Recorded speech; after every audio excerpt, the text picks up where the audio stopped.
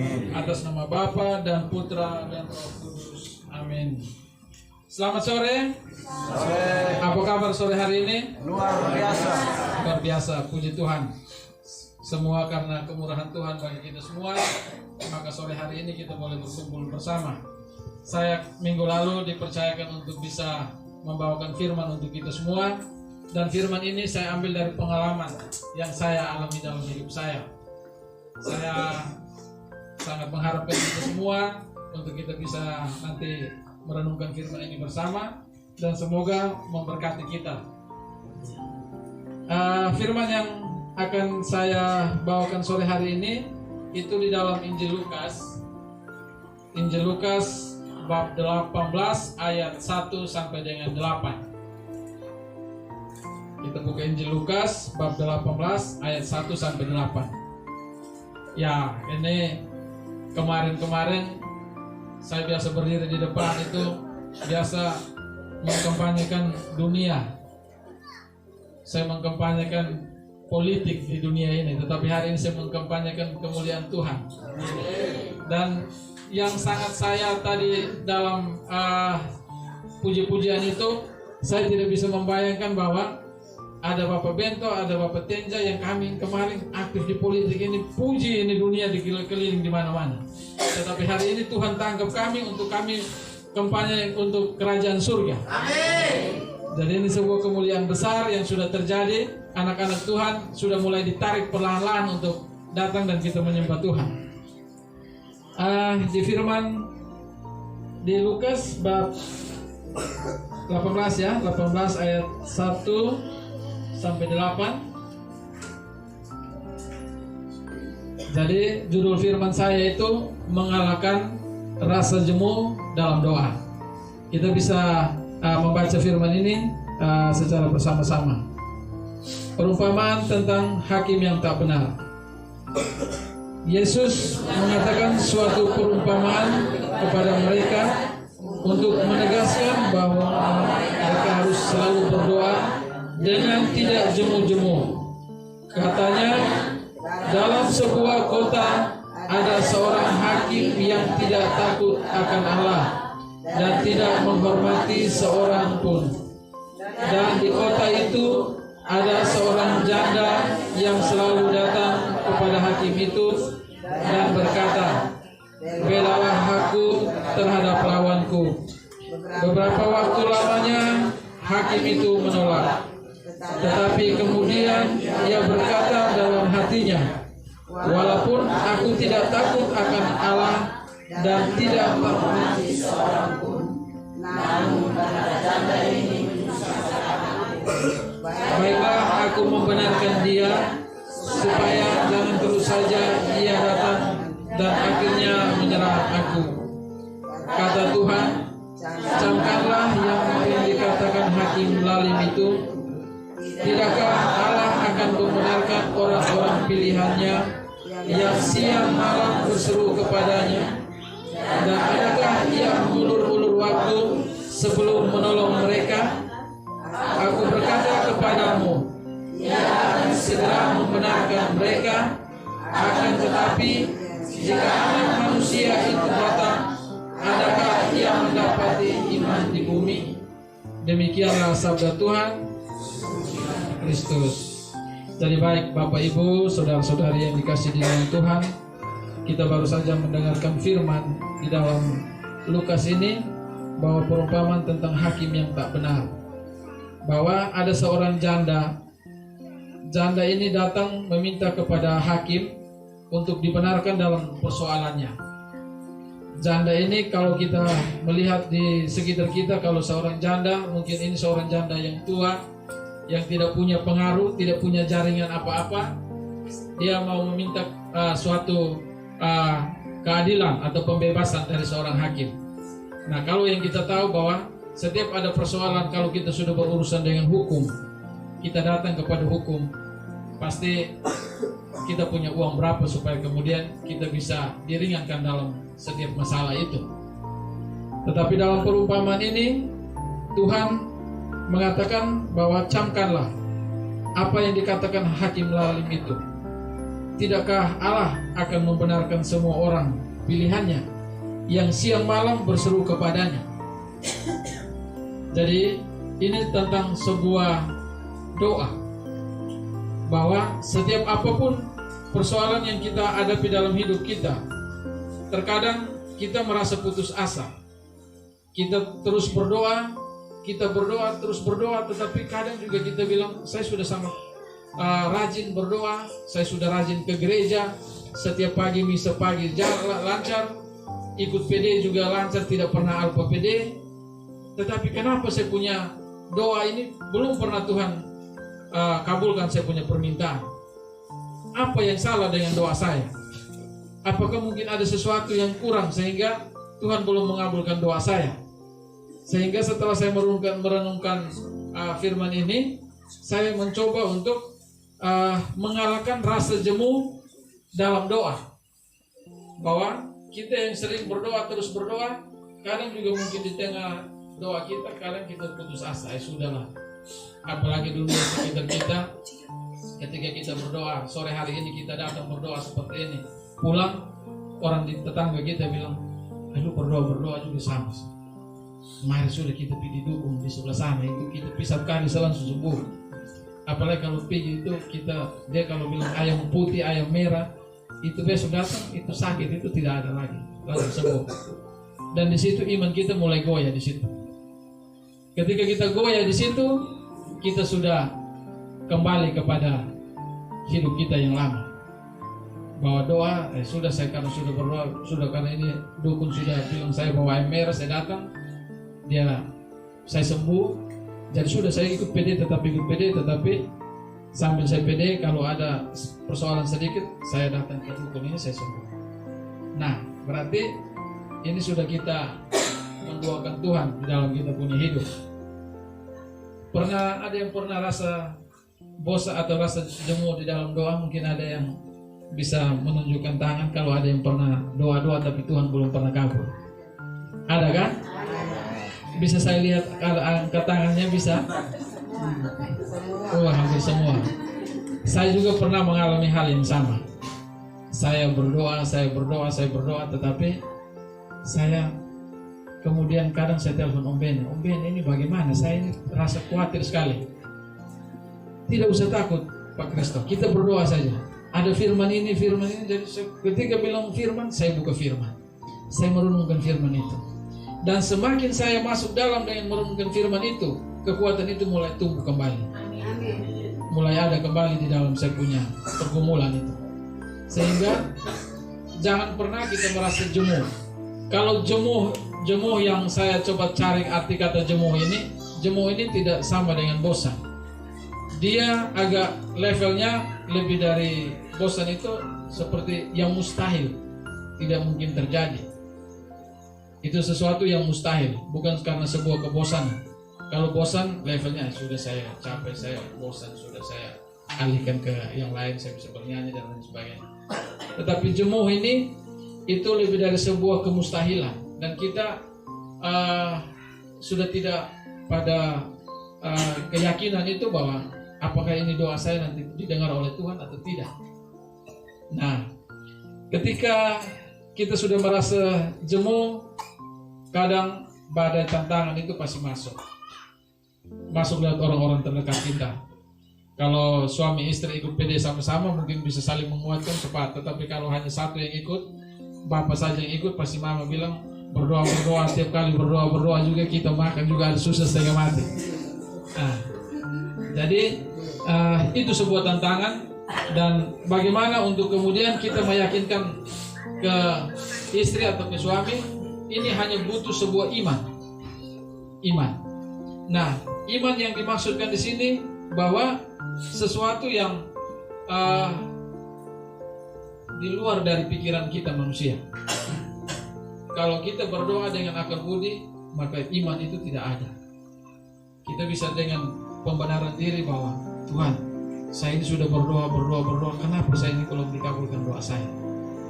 Kita sering menyalahkan Tuhan dalam hidup kita karena doa kita belum pernah didengar. Kemudian kalau Tuhan sudah dipersalahkan, sudah saya kembali ke saya punya kehidupan yang lama.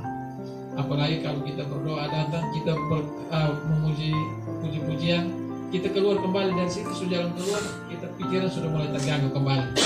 Karena kita sudah berada di dunia luar yang di situ ada banyak godaan-godaan itu yang datang untuk membuat kita jatuh kembali.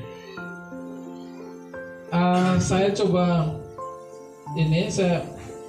kita dalam kehidupan kita di lingkungan sekitar, kita itu orang melihat kita, mereka tidak mau supaya kita berubah. Kalau kita datang berkumpul berdoa begini, kita pulang pasti ada saja bahasa yang membuat kita untuk kamu berdoa setiap hari Sabtu, Minggu juga kamu berdoa, kamu kurang lebih dari pastor dengan suster dan pastor saja tidak berdoa kayak kamu. Nah, ini sebuah hal yang kemudian membuat kita untuk goncang di situ. Karena dalam sebuah doa itu gaya gravitasi di lingkungan itu lebih kuat. Jadi gaya gravitasi itu kayak seperti bawaan benda, kita jatuhkan dari atas, jatuh dulu langsung meluncur itu tancap langsung ke bawah. Dan kemampuan kita untuk berdoa itu seperti itu. Jadi gravitasinya itu kadang ditarik kembali untuk kembali ke kita punya hidup yang lama. Nah, kalau berdoa dengan betul-betul, dengan iman, dengan kita punya keyakinan untuk terus tidak jemu, kita andalkan Tuhan, apapun itu saya berdoa terus. Saya berdoa, apapun persoalannya, saya tidak mau tahu, saya berdoa tidak pernah berhenti. Saya punya pengalaman. Waktu 2017, saya mengalami persoalan yang sangat berat sekali. Saya sudah menuju ke dokter, saya pikir kalau ada uang, kita bisa ke dokter. Saya sampai Jakarta, hasil terakhir hampir 80-an juta habis. Saya bilang, sudah tidak ada jalan lagi. Jalan terakhir, karena saya berdoa juga tidak ada jalan keluar. Nah, dari situ saya keluar, saya angkat tangan. Pas di Jakarta itu, di depan rumah sakit Siloam, saya lihat dari ke atas, saya angkat tangan berdoa, Tuhan ini saya serahkan diri total untuk Tuhan. Apapun yang Tuhan mau, saya sudah penyerahan diri total. Saat itu saya sempat berpikir, karena saya baru beli mobil di Jakarta, saya bilang ini mobil saya belum urus sampai di Kupang, sampai di Kever, dan sampai saya sudah lewat. Dan dari situ ambil sikap doa. Saya tiap pagi saya misa pagi, itu komitmen saya. Misa pagi tidak pernah putus. Setelah misa pagi keluar, saya menuju Gua Maria. Saya doa Rosario itu berapa peristiwa? 10 peristiwa. Saya bukan 5 peristiwa, saya 10 peristiwa. Setiap saat saya berdoa dan berdoa, terus berdoa. Dan ketika saya mulai berdoa, saya minta Tuhan kalau bisa saya punya berat badan naik kembali. Saya punya berat badan waktu itu berapa? 30, turun sampai 30 kilo. Saya tidak ada jalan pilihan lain kecuali hanya dengan berdoa. Dan yang selalu mendampingi saya, istri dengan anak. Dan di daerah Jakarta dengan hiruk pikuk begitu, saya hanya dengan sembahyang. Bahkan saya punya jam doa itu hampir setiap hari itu hanya dengan doa. Mungkin hanya free jam makan saja yang saya tidak berdoa. Minggu berikut saya rasakan sesuatu yang terjadi. Saya punya berat badan naik 5 kilo. Tanpa saya lihat di muka, di cermin, saya lihat ini sudah agak naik sedikit. Coba saya timbang badan, 5 kilo naik. Dari 35 naik 30 naik 35. Minggu berikut lagi naik 5 kilo sudah 40. Saya doa tambah gas tambah kuat. Saya tambah gas dengan doa. Akhirnya naik sampai 60, sampai 65. Saya bilang Tuhan terima kasih, jangan sampai gembrot. Akhirnya saya pulang kembali ke Keva, dan saya pulang itu hanya dengan doa. Dan setiap saat saya tidak lagi malu untuk berdoa. Dulu yang saya selalu kritik orang PD itu doa dengan menyanyi tepuk tangan. Saya bilang, oh ini kayak kita gila ini. Tapi ternyata setelah saya masuk ke sini, Tuhan menyelamatkan saya dari doa. Karena doa dengan iman. Jadi ketekunan dalam doa itu sebuah langkah awal untuk kita masuk ke ruang yang lebih dalam. Karena kalau doa didoakan dengan baik dan benar oleh orang yang benar, maka besar kuasanya. Dan itu tidak pernah seperti kami kampanye, banyak kosong di luar sana. Itu beda. Kalau kita dengan firman Tuhan, ini tidak bisa kita pungkiri yang seperti ini. Dan memang Tuhan tarik kami yang seperti ini supaya kami terus memuliakan Tuhan dengan bersaksi. Bersaksi untuk Bapak Ibu semua. Kalau kita sudah di PD, kita sudah bersama-sama di PD ini sudah sekian lama, tentu kita harus bisa berbuah. Kita selalu berdoa dan berbuah. Kalau kita tidak berbuah, saya selalu takut apa kalau Pater Paul bilang pohon itu kalau tidak berbuah, ranting itu kalau tidak lama kering itu maka satu-satunya harus dipotong. Kalau tidak dipotong dia lapuk, dia jatuh sendiri. Dia lapuk sendiri, dia nuai di tanah. Jadi sebelum nanti dipotong atau lapuk, maka harus berbuah. Nah, buah itu tentu itu dalam kehidupan kita setiap hari. Dalam hidup kita, dalam perbuatan kita, semakin kita berdoa, tentu kebenaran-kebenaran firman itu harus menjadi pelaku firman di dalam hidup kita. Karena saya sempat goncang ketika saya sembuh, saya sudah sehat, saya mungkin agak sedikit lupa kembali. Seperti di firman itu 10 orang kusta, yang 9-nya lari pulang terus, yang satunya pulang dan dia bersyukur. Nah, ketika dia pulang dan dia bersyukur, di situ Tuhan bilang, pergi, imanmu telah menyelamatkan engkau. Tapi yang lainnya tidak pulang dan bersyukur. Kadang kita jatuh kembali ke masa lalu, yang kebiasaan-kebiasaan lalu kita. Mungkin perkataan kita kadang mengandung dosa, sikap kita kadang kita juga tidak menjadi berkat buat orang lain.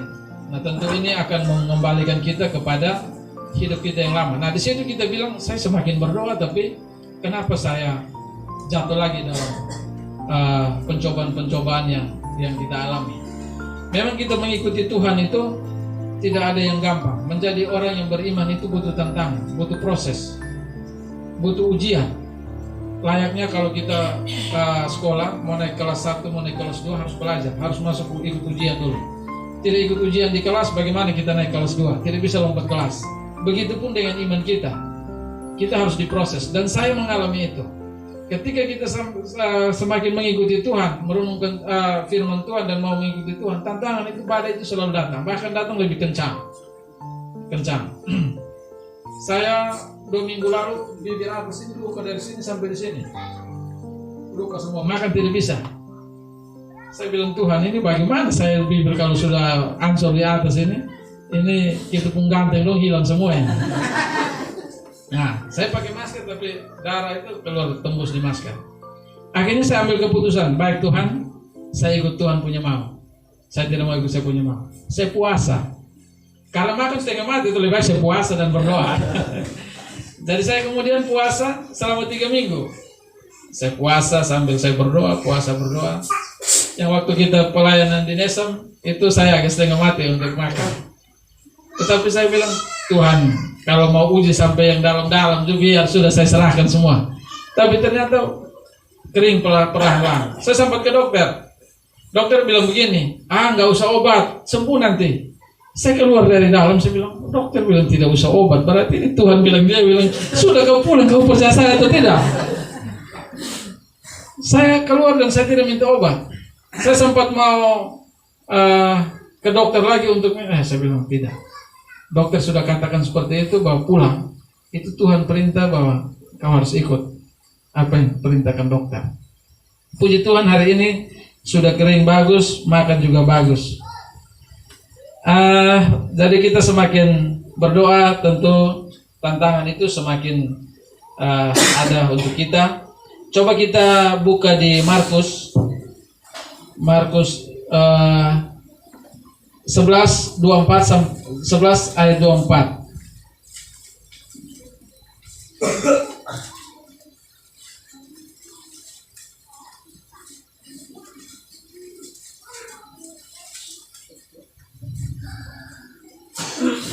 Sudah?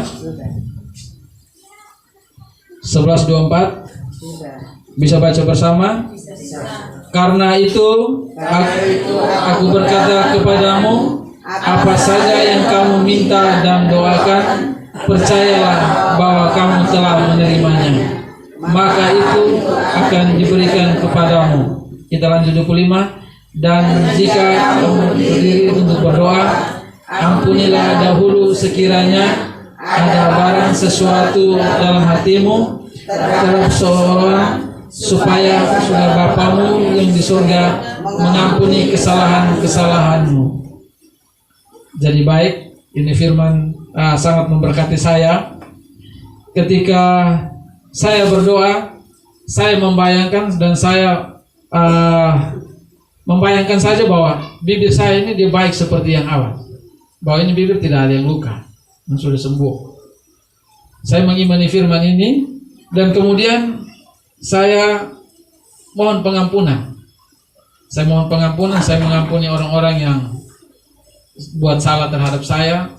Bahkan sementara saya mengalami ini pun ada hal-hal yang kemudian datang membuat saya untuk emosi, tetapi saya coba untuk menahan itu. Dan saya mengampuni orang-orang yang membuat saya kecewa, sakit hati, apalagi kalau kita tinggal di kampung. Pak Kristo lewat dengan mobil, kalau kaca tertutup saja itu sudah jadi bahan yang tidak baik. Pak Kristo ini lewat dengan mobil ini tutup kaca semua, padahal dia ini kita dengan dia. Nah, saya kalau misalkan hujan atau debu, bagaimana saya buka kaca mobil? Nah, orang-orang seperti ini kita tanggapi, kita semakin sakit hati. Tapi sudah, kita harus terima itu dan kita mengampuni mereka. Dan saya juga selalu berdoa bahwa tentu pasti dosa masa lalu orang leluhur nenek moyang saya itu pasti ada kutuk atau ada sumpah apapun, sehingga mungkin sampai saat ini kita masih kadang mengalami itu. Karena itu kejadian-kejadian yang terjadi pada orang tua dan leluhur kita pada yang lalu. Dan saya minta pastor untuk saya pengakuan. Ketika saya sakit, saya minta mengaku dosa, dan saya berniat untuk Tuhan, saya tidak mau jatuh dalam dosa yang sama. Karena itu akan menyembuhkan saya, itu keyakinan saya.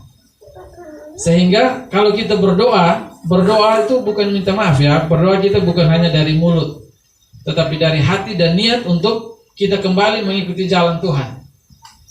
Sehingga kita tidak salah berdoa.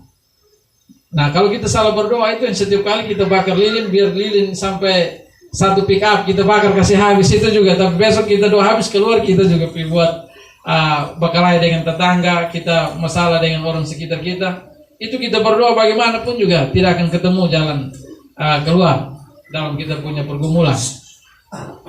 Jadi kalau kita berdoa, maka kita harus berdoa dengan iman yang bisa meyakinkan kita, dan kita tidak takut. Apapun persoalan kita, mau penyakit, mau masalah apapun, kita selalu bawakan dalam doa. Saya sekarang ini, setiap orang yang datang di rumah, masalah pasti mereka punya masalah, ada saja. Ada yang anaknya masalah, datang masalah di Polres. Kemarin ini saya sempat didatangi oleh satu, ini Bapak John punya murid yang ada di Desa Wenain. Jadi anaknya bermasalah karena anak muda, sesama anak di bawah umur, mereka melakukan kesalahan. Akhirnya tidak mau harus dikeluarkan dari sekolah. Karena aturan sekolah tidak bisa memungkinkan. Saya tanya Bapak John bilang, Pak Kristo ini surat harus dari dinas, dan kalau tidak ini memang dia harus bisa pindah dari sekolah. Saya bawa mereka, saya bilang, kamu kenapa harus mengalami seperti ini? Tuhan punya sebuah rencana yang baik untuk kamu semua.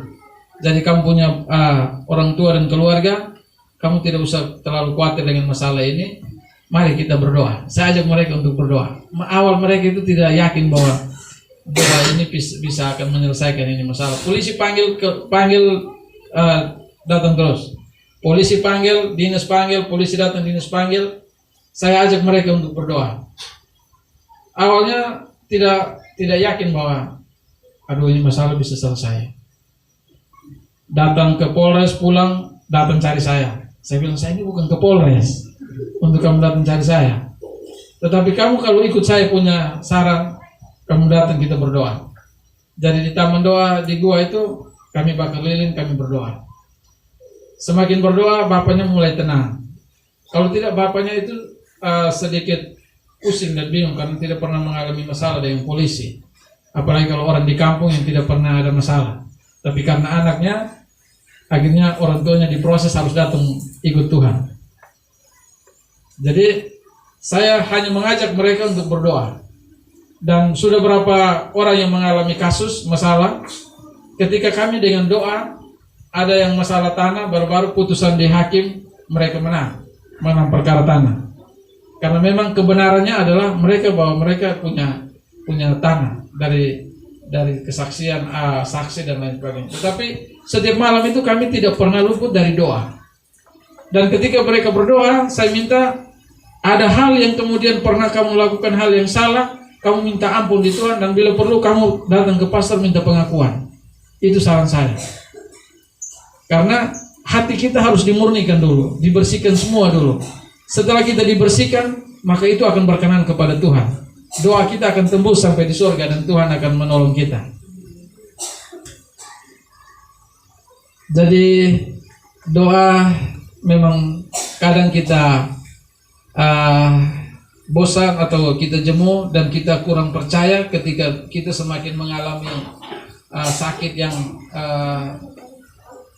parah, kita mungkin putus asa dan kita mencari jalan lain.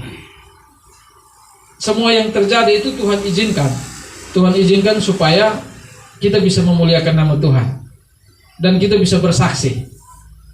Saya punya kerinduan untuk bisa membawakan firman waktu kita PD sebelum corona, bilang mendaftar supaya untuk menjadi pewarta. Saya sempat mau mendaftar tapi saya bilang saya belum layak waktu itu.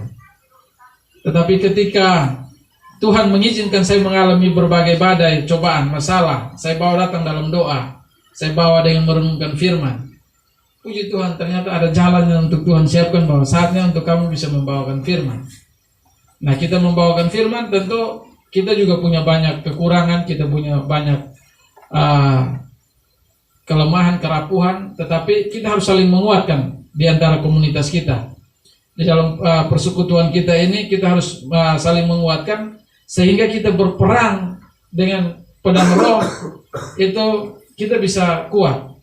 Karena saat ini begitu banyak tantangan yang terjadi di dunia sekitar kita. Kalau kita tidak bersama-sama untuk bersekutu bersama, maka ini akan menjadi sesuatu yang tidak membuat kita kuat. Sehingga saya sangat bersyukur bahwa ketika ditempatkan untuk bersama di dalam komunitas ini adalah jalan Tuhan untuk kemudian bisa membawa jiwa-jiwa yang lain untuk kita bisa selamatkan secara bersama.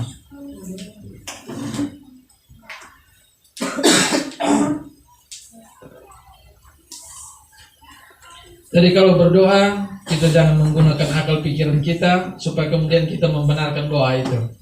Doa itu kalau didasari atas iman, maka kita akan dikuatkan. Dari semua ini firman ini, saya coba untuk menarik 3 poin penting.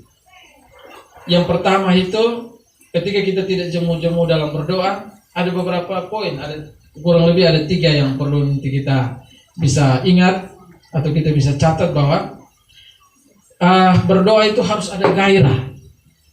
Harus bergairah dalam doa karena Tuhan sangat mengasihi kita. Tuhan itu Allah yang sangat peduli terhadap kita. Kalau kita tidak bergairah dalam doa, bagaimana kita mau bisa berdoa dengan baik dan benar? Bergairah itu akan sebuah kerinduan terhadap Tuhan.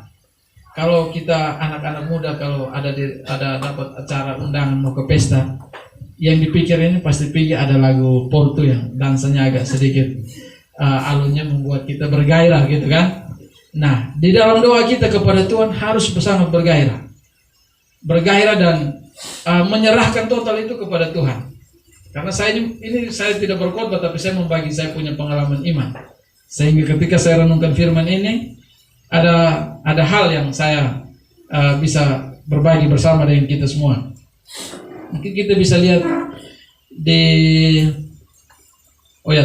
kita sudah lihat tadi di Lukas ya, tadi 24 11 ayat 24 sampai 25. Kemudian yang kedua, dalam berdoa itu harus berharaplah dalam doa, sebab bagi Tuhan itu tidak ada yang mustahil bagi kita.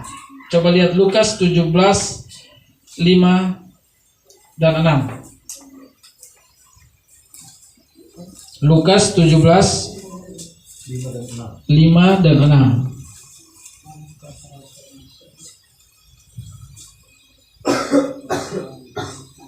Sudah lihat? Lalu kata rasul-rasul itu kepada Tuhan, tambahkanlah iman kami. Jawab Tuhan, kalau sekiranya kamu mempunyai iman sebesar biji sesawi saja, kamu dapat berkata kepada pohon ara ini, terbantunlah engkau dan tertanamlah di dalam laut, dan ia akan taat kepadamu. Jadi semua itu hanya soal iman kita kepada Tuhan. Mungkin kita tidak bisa mengatakan kepada pohon itu untuk cabut dari tempat dan ditempatkan di tempat lain, tetapi dalam setiap persoalan yang kita hadapi, yakin dan percaya bahwa persoalan itu akan selesai. Bahwa Tuhan, saya menyerahkan secara total ini diri saya kepada engkau. Apa yang Tuhan mau, saya serahkan total untuk Tuhan. Dan poin yang ketiga, yaitu bertekunlah dalam doa dan tetap bersyukur. Bertekunlah dalam doa dan tetap bersyukur ketika doa kita sudah terkabul. Kita harus selalu bertekun. Ketika doa kita dijawab, Tuhan sudah mengabulkan doa kita, jangan lengah, jangan kendor. Karena kita sudah sehat, kita sudah senang, kadang juga kita lupa seperti saya kemarin. Misal pagi juga saya mulai agak, ini hari saya hujan jadi saya tiduran sedikit dulu. Tetapi kalau kita sudah mengikat diri kepada Tuhan, harus bisa membuang rasa malas itu, rasa nyaman itu untuk ikut Tuhan. Jadi ikut Tuhan itu tidak nyaman. Di pagi hujan lagi enak, tarik selimut dingin pas enak, kita harus bangun untuk misa pagi. Itu sesuatu yang tidak enak ikut Tuhan. Kemudian di saat orang tua kita mengatakan bahwa hari ini kita harus masuk rumah adat, kita bawa hewan kita, karena dari suku dari sebelah datang, kita harus masuk. Kita membuat pilihan di situ sudah. Apakah saya harus ikut atau saya harus menyatakan bahwa biar saya tidak ikut karena saya punya pilihan sudah berbeda. Dan ini sebuah pergumulan yang sangat dahsyat bagi saya ketika waktu Bapak Beni datang melayani saya awal. Saya berdoa, tapi saya dalam hati, Bapak Beni bilang ini, tapi saya dalam hati, ini saya laki-laki sulung besar, atau yang amaf lagi. Jadi bagaimana saya harus meninggalkan saya punya kebiasaan ritual ini di dalam saya punya suku. Dan ini sebuah pertentangan yang membuat saya untuk terus bergumul kuat. Waktu itu batu di dalam rumah sempat saya keluarkan. Tetapi menjelang 2 atau 3 bulan, ada sesuatu yang buat saya goncang dan saya jatuh saat itu. Orang tua bilang, nah, fatu mu poin mulali betul. Batu sudah keluar di luar. Tidak boleh itu buang, kita punya nenek moyang orang itu taruh di luar sana. Akhirnya saya bilang betul, saya sudah buat salah. Saya punya nenek moyang, saya keluar dong, taruh buang dong di luar. Cari pilih batu lagi. Pilih batu lagi dan akhirnya masuk kembali batu di dalam kamar. Kamar saya jangan di desa kamar, di kamar belakang sana. Akhirnya batu itu masuk kembali. Dan saya ikut pilih kembali, ikut terus. Tapi saya rasa juga kadang tidak nyaman. Dan ketika saya puasa kemarin itu, saya punya niat membaca perjanjian baru sampai Wahyu. Matius sampai Wahyu saya harus baca habis. Itu saya punya niat. Dan di situ saya menemukan bahwa ini saya tidak benar lagi yang kemarin batu masuk ini. Ini tidak benar. Ini saya sampai puasa 3 minggu, hari terakhir saya harus keluar. Tapi puji Tuhan pas Pater Paul bawa firman yang sebelum kemarin itu, Pater Paul bawa firman itu, saya terberkati sekali dan keluar dari tempat PD itu, saya naik mobil dengan sukacita. Saya bilang, Ibu, batu harus keluar. Saya bilang batu harus keluar. Akhirnya batu itu saya puasa habis saya kasih keluar batu. Dan sebelum batu ini keluar malam, saya kena serang, kena tendes. Kena tendes itu 2 kali terus berturut-turut. Saya sempat bangun, datang hajar tambah saya lagi. Saya dalam nama Yesus, ibu goyang saya cepat. Saya buka mata begini, saya ini iblis terkutuk dia. Saya masuk ambil air berkat itu, saya dalam nama Yesus terkutuk engkau, keluar. Akhirnya besok itu saya bilang, hai batu, kau harus keluar dari saya punya rumah, tidak boleh kau di dalam. Dan puji Tuhan, saya sampai kemarin memindahkan kubur. Saya punya anak yang pertama waktu ibu keguguran, dan saya membuat proses itu, semua itu berjalan dengan kekuatan Tuhan, tidak ada kekuatan adat saya pakai. ketika gali orang tua, saya bilang, saya konfirmasi diskusi dengan Pater bilang tradisi yang masuk akal pakai dan yang tidak jangan. Akhirnya saya bilang kalau Tuan Amaf datang bicara, dia hadir, duduk semua, oke. Kemudian saya bilang tidak ada untuk tetes darah di saya punya anak punya kubur. Darah Yesus sudah tetes habis, sudah mengalir, sudah selamatkan kami semua. Dia sudah jadi malaikat, jadi tidak boleh tetes darah. Dan mereka semua tidak bisa buat apa-apa, hanya diam dan mereka baik sudah kalau begitu kami ikut Pak. Kami proses gali, saya sudah bagi tugas yang nanti ikut gali di sana, gali habis kamu langsung message semua. Kami doa di sini, setelah dari sini kami taruh di peti baik-baik dengan kebiasaan kita untuk orang meninggal kami ini. Setelah itu kami menuju ke kubur di sana. Karena Pater tidak, saya bawa memang air berkat, doa lagi di sana. Kami berkat itu kubur, kami tabur bunga. Setelah itu saya bilang sudah selesai. Habis itu langsung pasang keramik dan batu nisan dengan salibnya sudah ada semua. Langsung mereka semua yang ada waktu ikut itu di belakang mereka bilang, "Kah, ini sesuatu yang beda, ini berubah." Karena hari ini kita lihat ini Pak Kristus tidak pakai begini, ini bahaya ini. Dong bilang bahaya, saya bilang, ya bahaya kita lihat antara kamu atau saya. Ya. Dan akhirnya sekarang mereka sudah mulai ada sebuah perubahan. Ada yang sakit, saya datang baru berkunjung, kami doa sebentar saja, Pak, obat bupen main fatu lewat melanan, tidak boleh ada di dalam. Saya bilang, kenapa harus keluar? Hai Pak, tadi Pak baca di firman ini bilang tidak boleh begitu, hanya percaya kepada Tuhan dan ini kita tidak boleh pakai Allah yang lain. Saya bilang mau pakai Allah nenek moyang, silahkan pakai. Mau sembuh, pakai firman Allah, cepat bangun. Pak, besok datang kamu keluar sudah. Jadi begitu. Jadi ini firman tentang berdoa dan juga soal iman kita, dan kita jangan meragu dan kita jangan takut ketika kita mengandalkan Tuhan dengan kekuatan firman. Kita pasti akan mengalami keselamatan Tuhan dan kita akan pasti bersukacita dan terus akan mengalami berkat Tuhan. Terima kasih. Semoga kiranya firman sore hari ini dapat memberikan curahan Roh Kudus untuk kita semua, agar kita tidak takut untuk selalu mewartakan kebenaran dan kemuliaan Tuhan. Mari kita berdoa atas nama Bapa dan Putra dan Roh Kudus. Amin.